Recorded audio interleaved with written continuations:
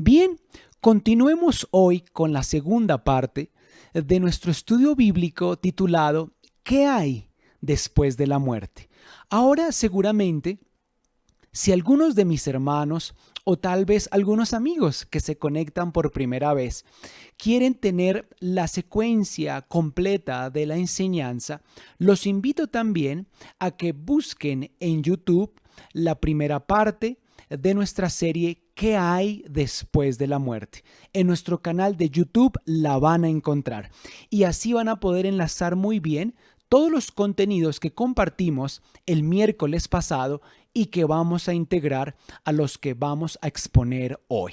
Bien, amada iglesia, recuerden tener a la mano su Biblia, su agenda y su esfero. Tengo una presentación para ustedes, espero que puedan verla allí en su pantalla.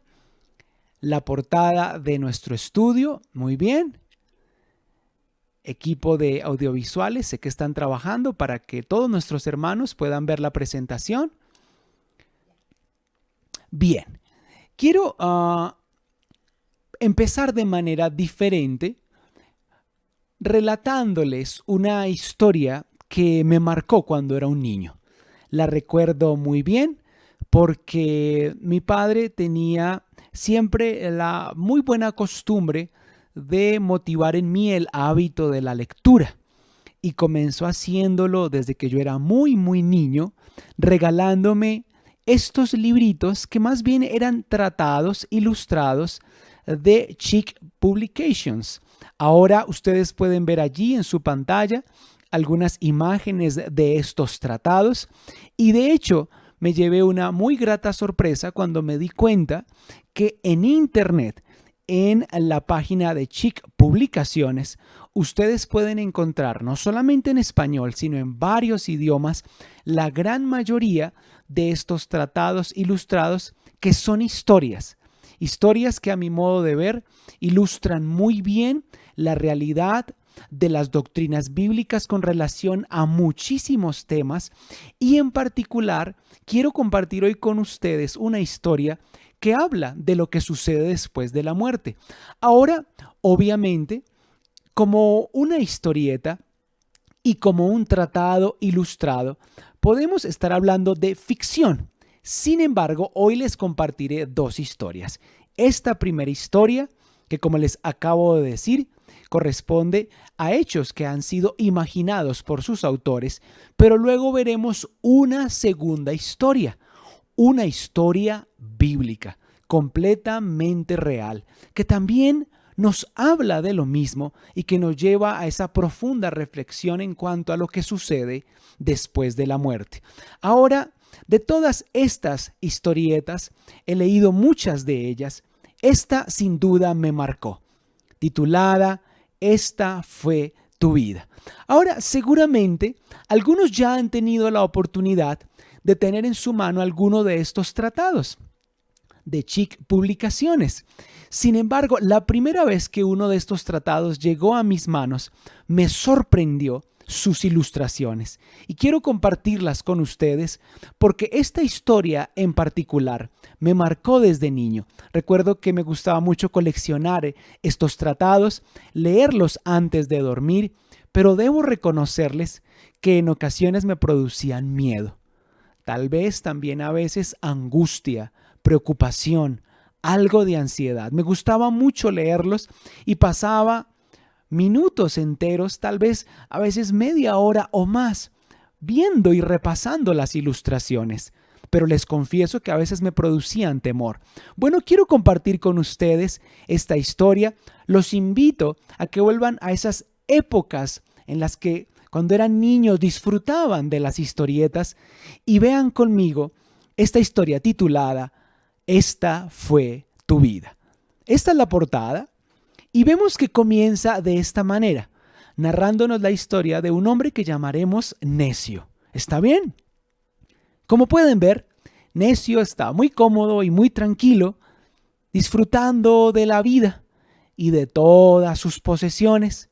Sin embargo, inmediatamente, Lucas 12:19 nos recuerda, y diré a mi alma, alma, muchos bienes tienes almacenados para muchos años. repósate, come, bebe, regocíjate. Sin embargo, si avanzamos, vemos que algo sucede. ¿Qué es lo que pasa? Este hombre, que llamaremos necio, tiene una visita inesperada. Dice, ¡ay! ¿Qué me pasa? Lucas 12:20 dice, pero Dios le dijo, necio, esta noche vienen a pedirte tu alma. Y asimismo, Hebreos 9:27 dice, y de la manera que está establecido a los hombres que mueran una sola vez, y después de esto, el juicio. Están siguiendo conmigo, no solamente la lectura, sino también las imágenes. Son bastante bien logradas, ¿verdad? Y expresan perfectamente todo lo que los textos nos están diciendo. Ahora, necio ha muerto, está enterrado. El ministro dice, él fue un buen hombre.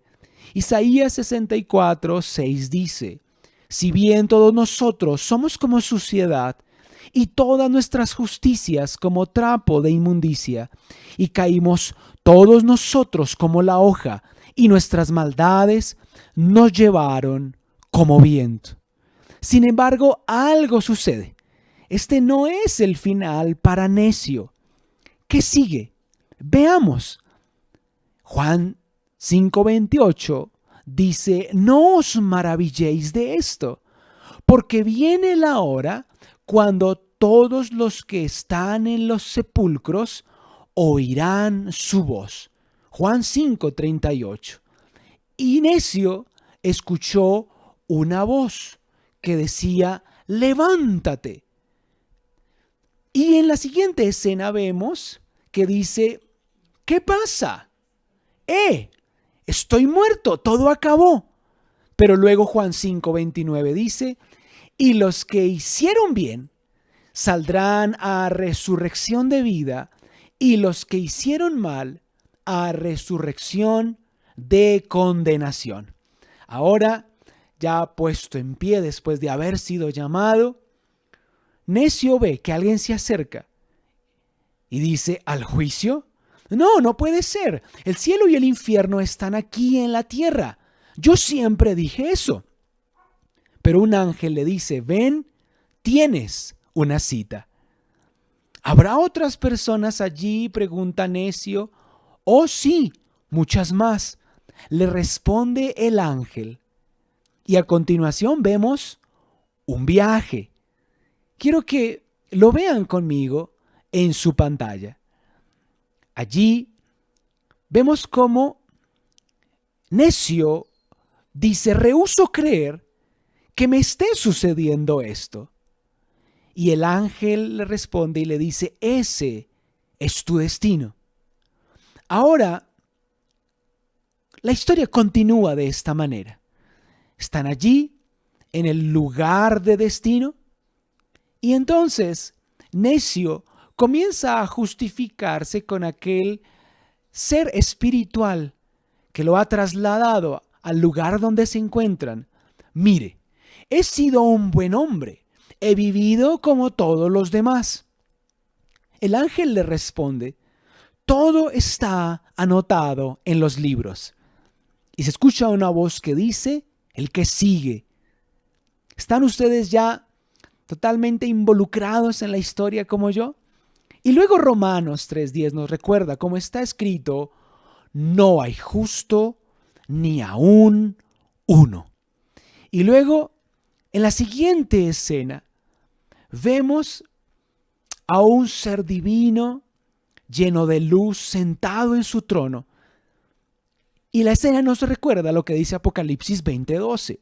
Y vi los muertos, grandes y pequeños, de pie ante Dios. Y los libros fueron abiertos. Y otro libro fue abierto, el cual es el libro de la vida. Y fueron juzgados los muertos por las cosas que estaban escritas en los libros según sus obras. A continuación, ese anciano de días que está sentado en el trono, la persona misma de Dios, le ordena al ángel diciendo, examinen su vida. Y él responde, sí, Señor. Y luego él puede ver a continuación la historia de su vida. Esta fue tu vida. Y a continuación, todo comienza desde su más temprana infancia. Necio le dice al ángel, mire, ese soy yo cuando era bebé. ¿Acaso van a revisar todo lo que he hecho? Luego, Marcos 4:22, el Evangelio según San Marcos, capítulo 4, verso 22, nos recuerda, porque nada hay oculto que no haya de ser manifestado, ni secreto que no haya de ser descubierto. Ahora, pasan los años y aquí Necio puede ver ahora la historia de su juventud. Y él dice, no, por favor, paren eso, no quiero que vean lo que sigue. El ángel responde, ahí estás cuando eras joven. Y él dice, ese chiste no, por favor. Y él está con unos amigos diciendo, oigan muchachos, les voy a contar el chiste más sucio que han oído en toda su vida. Dice, había una vez. Y luego Mateo 12:36 nos recuerda, mas yo os digo que de toda palabra ociosa que el hombre hablare, de ella dará cuenta en el día del juicio. Luego vemos que también está mirando a una mujer, dice, wow, qué guapa. Y luego habla al ángel y dice, sí, recuerdo haber hecho eso, pero nadie me vio. Luego Mateo 5:28 nos recuerda, mas yo os digo que cualquiera que mira a una mujer para codiciarla, ya adulteró con ella en su corazón.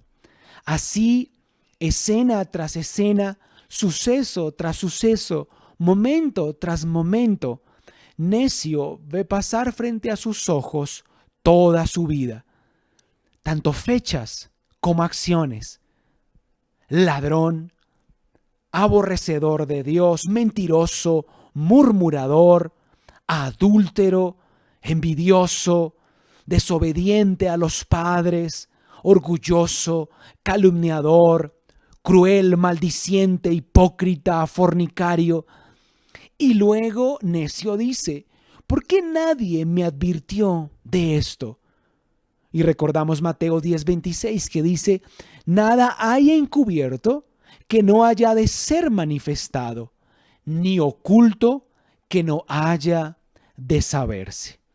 La historia de Necio continúa. Y a continuación él dice, mira, allí estoy yo en la iglesia. Ya ve, yo no era tan malo, le dice al ángel. El ministro está enseñando en Juan 3:16 la palabra que dice, porque de tal manera amó Dios al mundo, que ha dado a su Hijo unigénito para que todo aquel que en él crea no se pierda, mas tenga vida eterna. Pero él allí, en la congregación, piensa y dice lo siguiente, ¿cómo quisiera saber cómo va el partido de fútbol? Continúa allí y el ministro, ahora citando Romanos 10:9, dice, si confesares con tu boca al Señor Jesús y creyeres en tu corazón que Dios lo levantó de los muertos, serás salvo. Pero Necio sigue pensando y dice, ¿qué me importa eso? ¿Qué hora es? Ahora el ministro continúa enseñando y él sigue distraído pensando en muchas cosas y luego concluye mientras sale de aquella capilla o de aquella iglesia. Tonterías. Yo no necesito a Cristo. ¿Acaso soy malo? Yo seguiré mi camino. Y luego se toma la cabeza en sus manos y dice, no hay duda de que estaba loco. Se da cuenta de que es culpable. Se convence de su condición como pecador. Y dice, ¿qué puedo decir? Estoy perdido. No tengo esperanza. Estoy sin Cristo. Soy culpable. Culpable.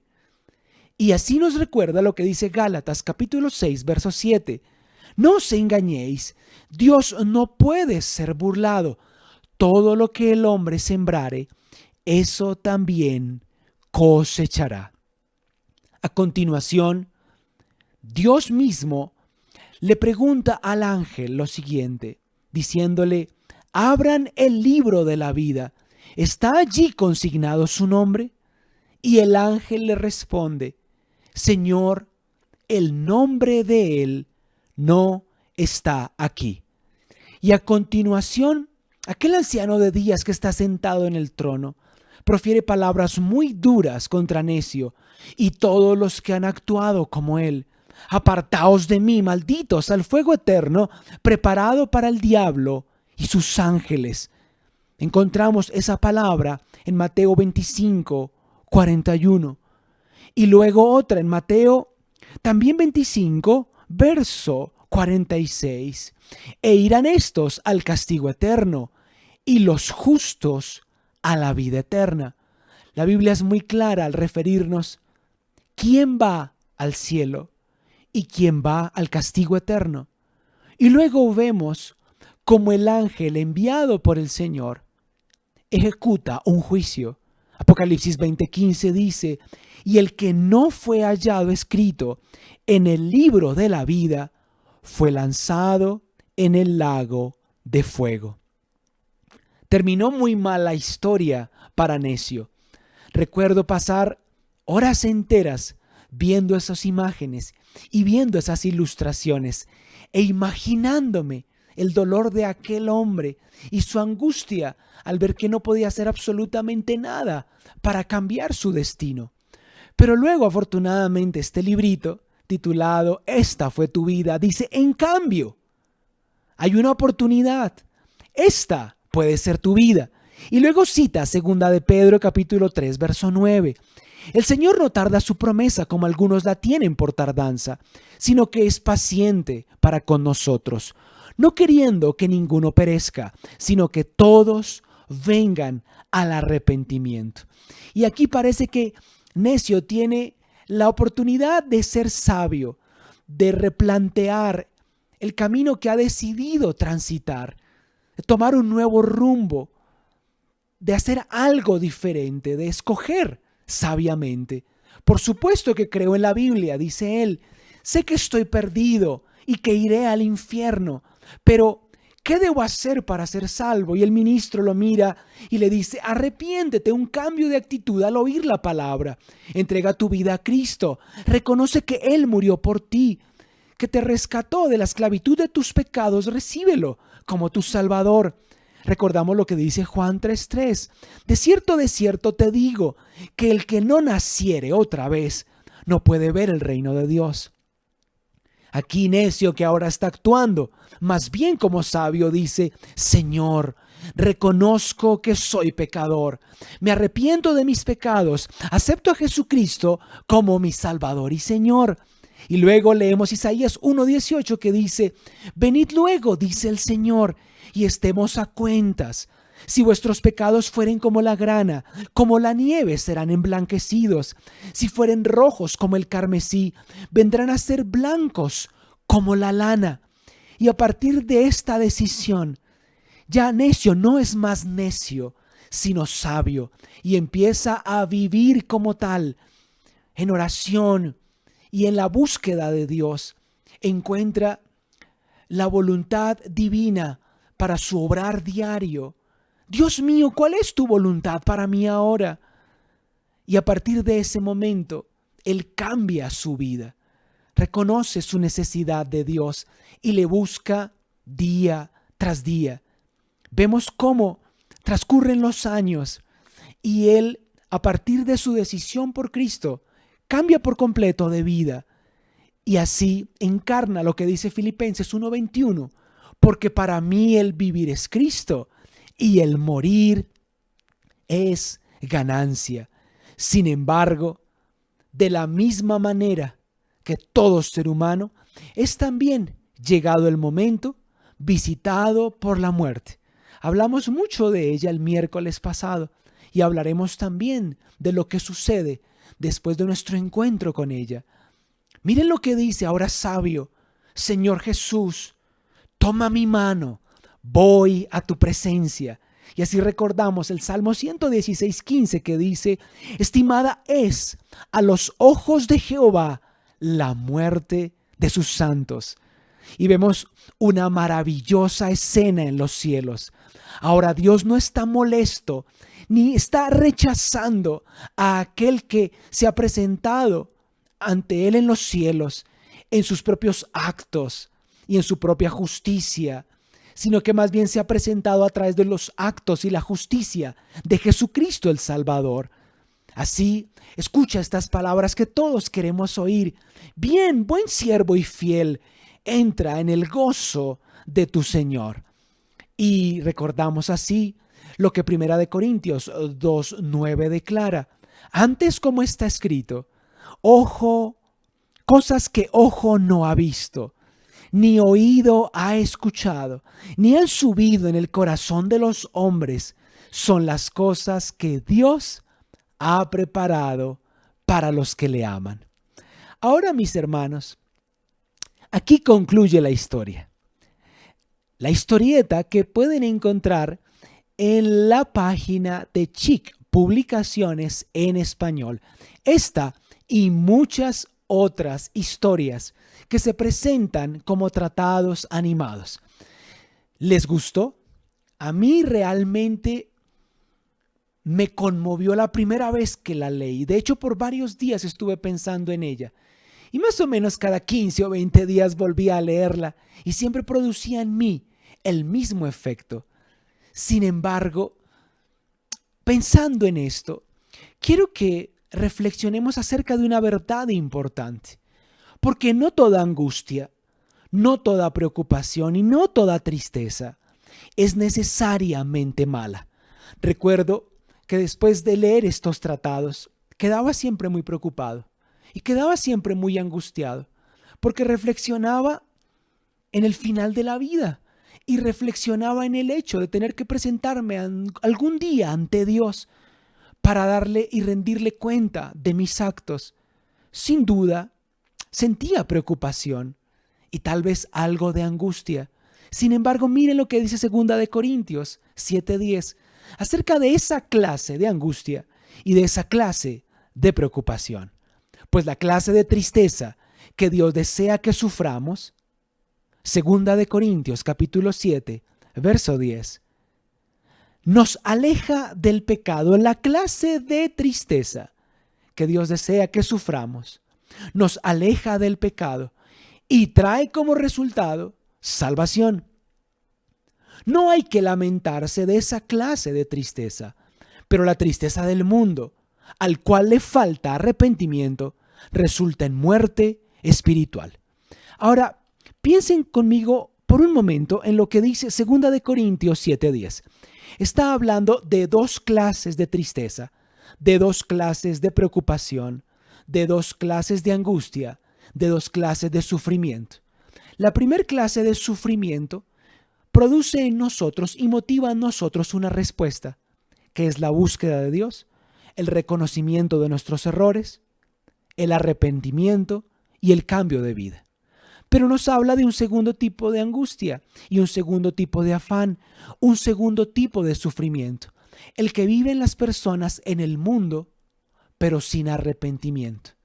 Se angustian, sienten remordimiento, en alguna medida les incomoda la clase de vida que llevan, pero esa incomodidad, ese remordimiento, algunas veces tristeza o sufrimiento, no se traduce en arrepentimiento, no cambian su vida.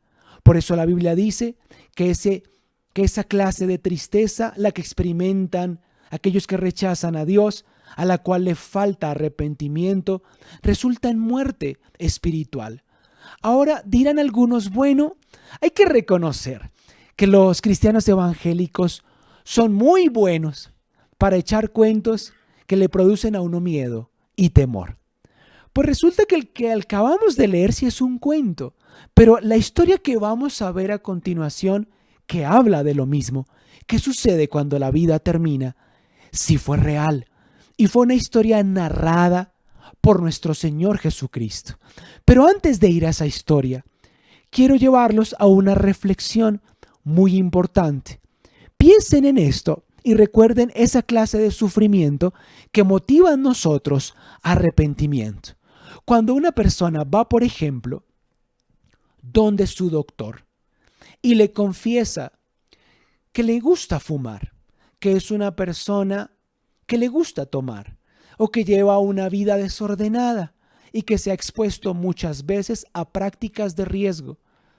Cuando el doctor la escucha, cuando la examina, cuando ve también los análisis de los diferentes exámenes y ve que esa conducta, que ese tipo de vida ya le está produciendo grandes lesiones y afectaciones a su salud, díganme, ¿qué creen que le va a decir?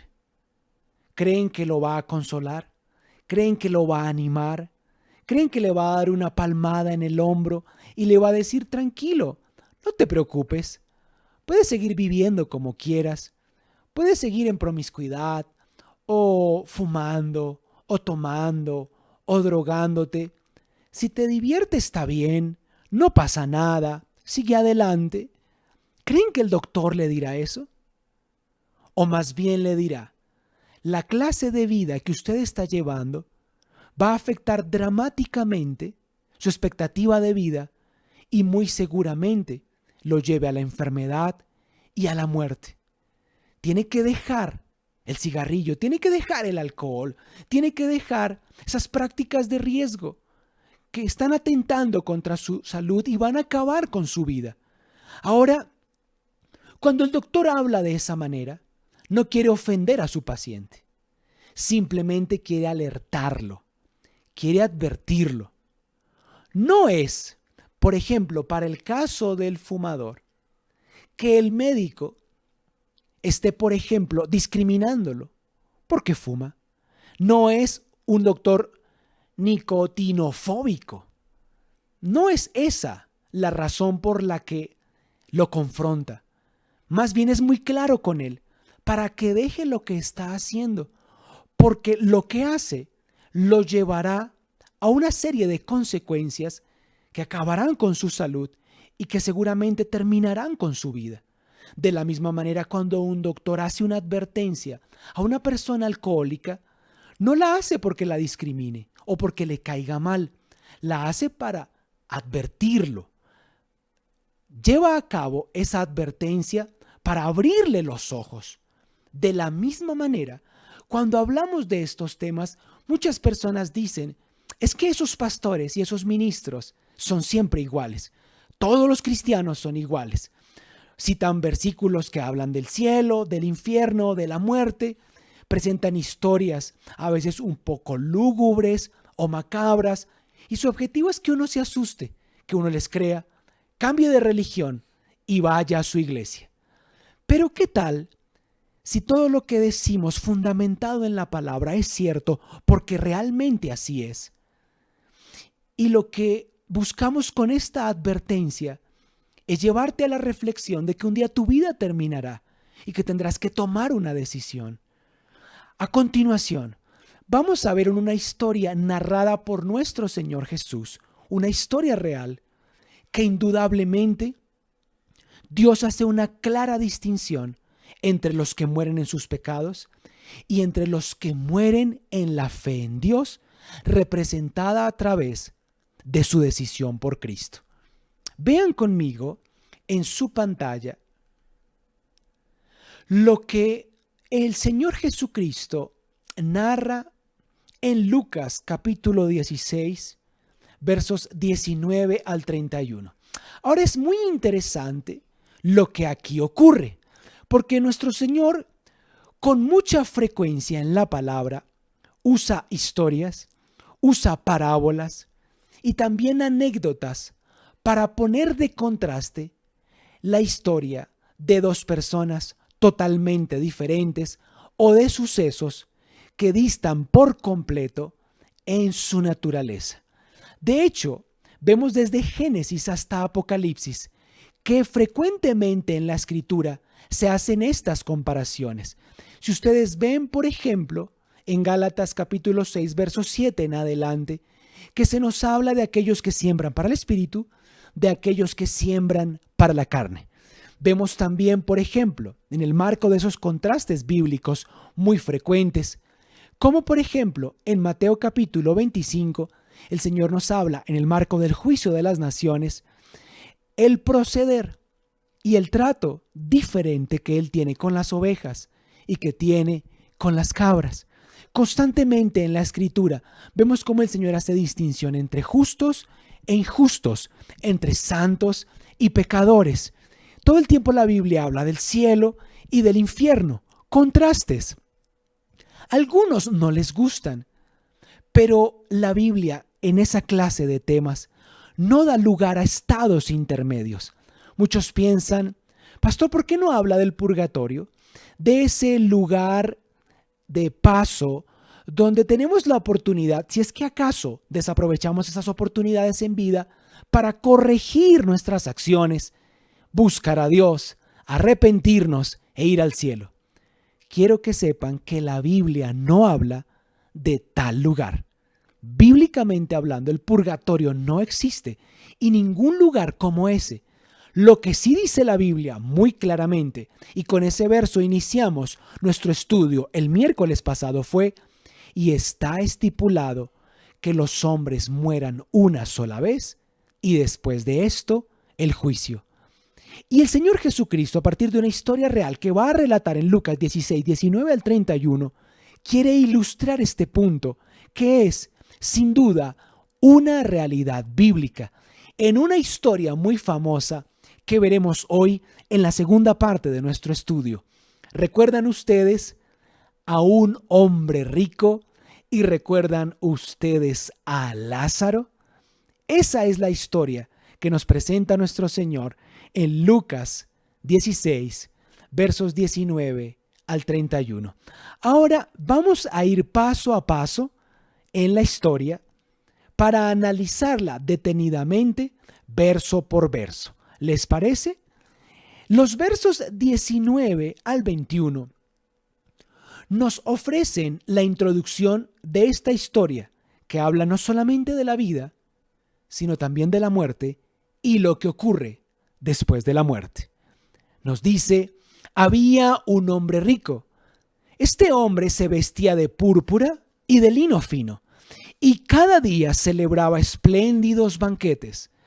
Había también un mendigo llamado Lázaro, que, lleno de llagas, pasaba el tiempo echado a la puerta de aquel hombre rico.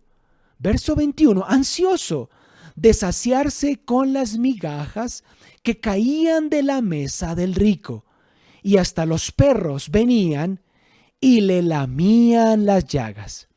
Ahora los invito a que a partir de esta introducción, de estos 3 versos, veamos algunas consideraciones generales. La primera de ellas es que sin duda no estamos ante un relato ficticio. La historia describe sucesos verídicos. Incluso podemos afirmar que Jesús mismo, quien es el que narra esta historia, ciertamente conocía a sus protagonistas. Él, en su ministerio, al ver a una persona, podía conocer toda su historia, aún desde mucho tiempo atrás, su historia presente y lo que ocurriría en su futuro. El relato, sin duda, pone de relieve un contraste. El contraste en la vida de 2 personas disímiles, totalmente diferentes. Ahora, es muy interesante ver que solo una puerta separaba a estos 2 hombres. Un hombre rico y opulento, un hombre lleno de abundancia y bienes materiales, al que le gustaban mucho los banquetes y seguramente que llamaba mucho la atención sobre sí mismo y todo lo que poseía. Ahora, a modo de contraste, vemos cómo uno de estos hombres estaba cubierto de púrpura y lino y el otro cubierto de llagas. Uno disfrutaba un banquete diariamente, el otro, por el contrario, deseaba saciarse con las migajas que caían de la mesa de aquel hombre rico que se saciaba cada día con banquetes. Vemos también cómo Uno de ellos tiene numerosos sirvientes que atienden todas sus necesidades. El otro solo tiene a los perros que le lamen las llagas. Uno tuvo en su vida todo lo que quiso. El otro recibió males toda su vida. Jesús nos da, curiosamente, el nombre del hombre pobre, pero no del hombre rico. Lázaro, muy interesante esto, es un nombre de origen hebreo que significa Eleazar, que significa el ayudado por Dios o Dios es mi ayuda. El nombre Lázaro comparte el mismo origen etimológico con el nombre Eleazar y su variante Eliezer. Y aquí vemos que generalmente no conocemos o no tenemos conocimiento cerca de nosotros a una persona con el nombre Eleazar y mucho menos Lázaro. Lázaro es un nombre usado, por ejemplo, en Argentina, también en Australia, pero generalmente no en Centroamérica y no en países como el nuestro, como Colombia. Sin embargo, vemos que comparte el mismo origen de los nombres Eleazar y del nombre Eliezer. Ahora, ¿recuerdan ustedes cuál es el significado del nombre Lázaro? Muy bien, el ayudado por Dios o Dios es mi ayuda. Y por último, en el marco de estas comparaciones, debemos decir que el hombre rico, aunque no lo menciona la Biblia, es conocido en la tradición popularmente como Epulón. Cuando miramos el nombre Epulón en el diccionario de la Real Academia Española, vemos que traduce hombre que come y se regala mucho. Están hablando sin duda de un hombre muy ostentoso, amante de los banquetes, de la comida, que sabía siempre cómo gratificarse. Ahora, vamos en adelante a los versos claves de esta historia. ¿Está bien? Los encontramos en Lucas capítulo 16, versos 22 y 23. La historia continúa y se nos dice que, con el tiempo, el hombre pobre murió. ¿Cómo se llamaba? Lázaro. Y los ángeles, están viendo conmigo el verso en su pantalla, lo llevaron a estar con Abraham. Muy interesante. El hombre rico también murió y fue enterrado. Otras versiones dicen tiempo después. Lázaro murió primero. El hombre rico también murió y fue enterrado. Y su alma fue al lugar de los muertos. Digan todos conmigo en casa, al lugar de los muertos. Allí, en medio del tormento, dice la Biblia que el muerto, que era el rico, llegó a un lugar de tormento y dice, vio a Abraham a lo lejos con Lázaro junto a él. Ahora ocurren muchas cosas interesantes en estos versos que hemos leído, verso 22 y verso 23, y quiero que nos detengamos en la expresión murió y fue al lugar de los muertos. En las Escrituras encontramos diferentes palabras que se refieren a este lugar, aunque no todas tienen el mismo significado ni aluden a la misma condición. Algunas de estas palabras en la Biblia son sepulcro, abismo, tártaro, averno, Hades, Gehenna e infierno.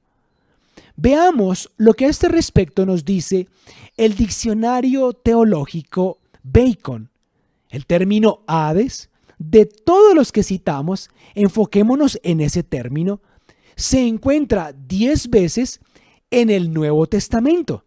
Mateo 11:23, 16:18, Lucas 10:15, Lucas 16:23, Hechos 2:27, 2:31, Apocalipsis 1:18, 6:8, 20, 13 al 14. ¿Y por qué nos enfocamos de entre todas esas palabras puntualmente en una? En Hades, porque es la que se utiliza en el texto original. Y nos dice el diccionario teológico Bacon que es una transliteración del griego Hades, a menudo traducido erróneamente como infierno. La palabra en sí misma significa lo invisible, un término técnico en griego que se usa para designar el mundo de aquellos que han partido de esta vida. Hades, esto es muy importante, es el equivalente al término hebreo Seol. Ambos vocablos se refieren a la morada temporal e intermedia tanto de justos como injustos que han muerto. Vemos en comparación que en castellano el término infierno se deriva de la palabra griega Gehenna. Hades y Tártaro son expresiones en el idioma griego que refieren la idea de infierno. Este término se refiere al castigo eterno. Para la mente hebrea, el concepto de extinción, de final completo al presentarse o al tener lugar la muerte, era inaceptable. Los muertos continúan existiendo, pero en un mundo de sombras y silencio. La palabra usada en el Antiguo Testamento es Seol, como lo vimos, y su equivalente en el Nuevo Testamento es el Hades. Ahora, les pregunto, respondan conmigo en casa. Recuerden que estamos en un estudio bíblico. Ese lugar al que llega el hombre rico después de morir, ¿era el infierno, el Tártaro, el Seol o el Hades? La respuesta correcta es el Hades. De hecho, es la citación puntual que hace Lucas 16:23, del lugar donde llega este hombre rico después de morir. Vemos a su vez que se nos dice que los ángeles se aproximaron a Lázaro después de morir y lo llevaron, lo condujeron para estar con Abraham. Para entender un poco esto, veamos nuevamente lo que a este respecto nos dice el comentario bíblico Bacon. Nada se nos dice, por ejemplo, de las exequias de Lázaro. Sin duda recibió la sepultura de los pobres. Otras aproximaciones teológicas dicen que incluso tal vez su cuerpo fue lanzado al basurero, que para los judíos era Gehenna, una referencia al infierno, el final de los despojos mortales de todo ser humano. Realmente, dice Bacon, esto carecía de importancia, porque la muerte marcó para Lázaro el final de sus sufrimientos y privaciones y el comienzo del gozo celestial. Murió y fue llevado por los ángeles. La tradición nos dice que ese lugar donde fue llevado por los ángeles era el seno de Abraham. Ahora, esta expresión, esta frase, seno de Abraham, es un lenguaje figurado que es tomado a su vez de la costumbre de aquel tiempo de reclinarse en la mesa o de reclinarse en el pecho o en el seno de. Es una figura literaria que alude al hecho de cómo Lázaro fue llevado a un lugar de consuelo donde el padre Abraham mismo le acogería en su regazo para consolarlo. Esta expresión era usada para significar un lugar llamado paraíso o también la morada de Dios. Ahora, hay algo muy interesante en este relato, y es que el rico estaba en el Hades, alzó sus ojos estando en tormento. Así lo dice el verso 23 del capítulo 16 de Lucas. Y noten algo importante. No hay tal cosa allí como un sueño del alma, ni un estado intermedio, murió, el rico murió, e inmediatamente llegó al infierno, a un lugar de tormento, así como Lázaro inmediatamente cuando murió, fue llevado súbitamente por los ángeles al seno de Abraham, al paraíso.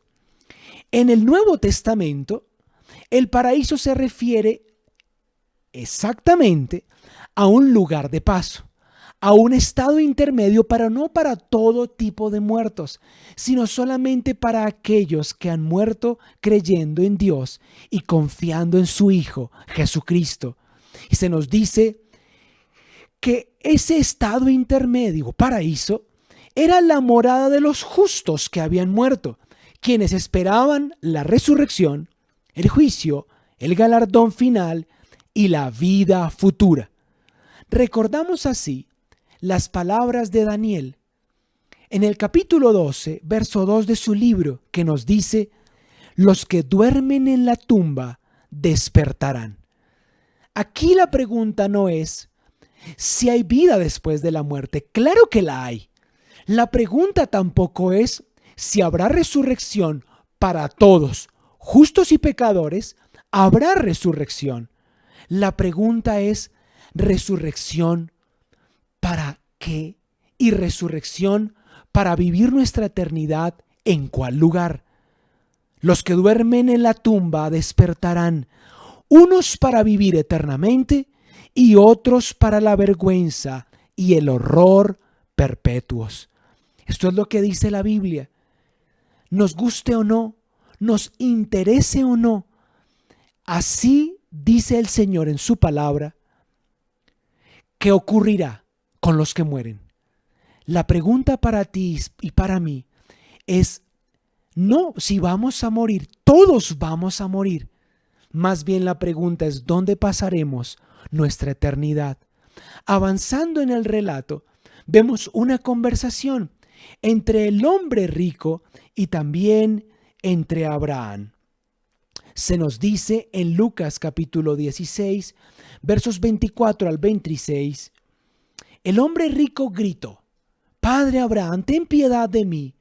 Envía a Lázaro para que moje la punta de su dedo en agua y refresque mi lengua. Noten el estado de angustia, de ansiedad y necesidad de este hombre. No estaba en un lugar intermedio llamado purgatorio. Ya estaba padeciendo en el Hades y dice: estoy en angustia en estas llamas. Abraham le respondió y le dijo: Hijo, recuerda que tuviste todo lo que quisiste durante tu vida y Lázaro no tuvo nada. Ahora él está aquí recibiendo consuelo y tú estás en angustia. Además, hay un gran abismo que nos separa. Ninguno de nosotros puede cruzar hasta allí y ninguno de ustedes puede cruzar hasta aquí. Permítanme compartirles para terminar algunas reflexiones en cuanto a estos 3 versos que hemos leído. Pueden ver ustedes que si bien el hombre rico a la distancia, desde muy muy lejos, puede ver a Abraham y puede ver también a Lázaro, no puede acercarse a ellos, porque las distancias que los separan son infranqueables. Lázaro está en un lugar de consuelo, está en un lugar de paz, está en un lugar de reposo con Abraham. Pero el hombre rico está a mucha distancia de ellos, en un lugar de sufrimiento, en un lugar de tormento. Aunque un gran abismo los separa, sin embargo, esto es muy interesante, tienen contacto visual y pueden gritar y escucharse. Vemos allí una conversación en 2 lugares diferentes del Hades. Es interesante notar que el hombre rico, también lo podemos llamar Epulón, sabía quién era Abraham y además pudo reconocer a Lázaro. Noten ustedes cómo sus facultades intelectuales y sus capacidades cognitivas no se habían visto de ninguna manera disminuidas por el hecho de haber muerto y estar en el lugar en el que se encontraba. En ningún momento este hombre hace reproches a Abraham para cuestionar la injusticia de su condición. Más bien, él sabía muy bien por qué estaba allí. Y no le reprocha a Abraham el hecho de que él esté con Lázaro mientras él está atormentado en aquellas llamas. Ahora, el hombre rico pide agua y la pide porque tiene sed. Vean ustedes a un hombre que murió, pero que está en un lugar de tormento, un hombre que tiene sed, una necesidad puramente humana y que pide al menos que Lázaro moje la punta de su dedo en agua para que él pueda refrescarse.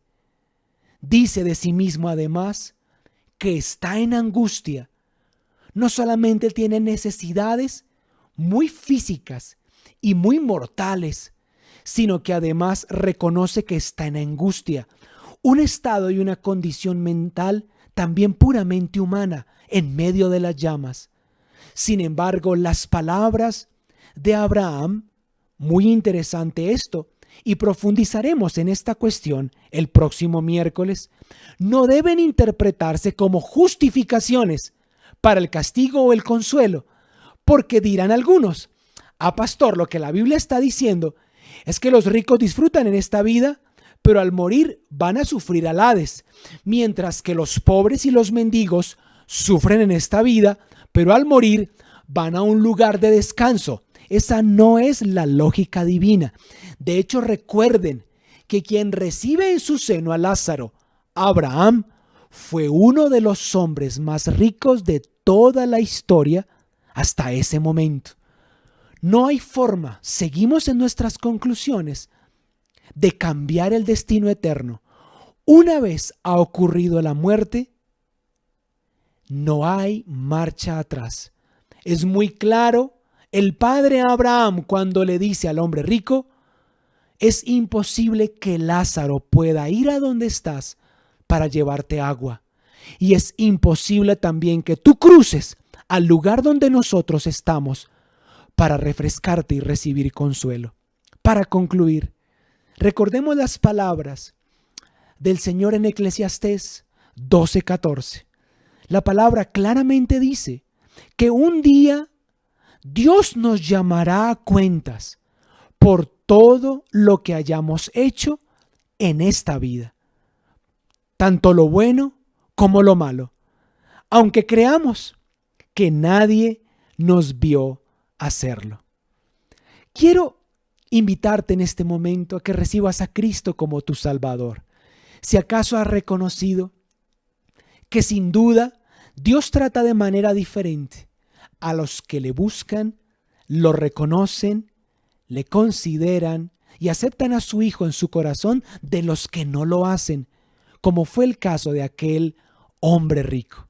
Sé que tienes preguntas en cuanto a lo que le sucedió a Lázaro, en cuanto a lo que le sucedió a este hombre rico que murió. En 8 días continuaremos con esta historia y con este relato. Pero por ahora te pido que cierres tus ojos conmigo y repitas esta oración. Señor Jesús, he oído tu palabra y en este momento reconozco que soy pecador. Me arrepiento de todo el mal que he hecho. Te pido perdón y te ruego en el nombre de Jesús que vengas a mi corazón y seas mi Dios y Señor. Hoy oí acerca de un libro en los cielos.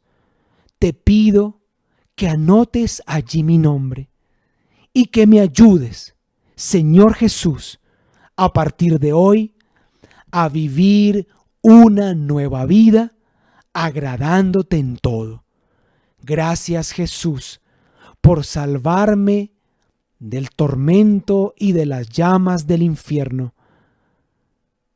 Abrazo, al tomar esta decisión, una nueva vida que sé tendrá repercusiones hoy en mi estadía terrenal en este mundo y también cuando muera en los cielos, en la eternidad.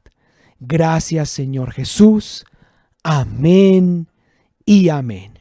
Si tú has hecho esta oración por primera vez, por favor, envíanos un mensaje con tu nombre y tu correo electrónico. Queremos saludarte, contactarte, orar por ti y guiarte en los nuevos pasos que debes seguir en esta nueva y maravillosa y emocionante nueva vida en Cristo.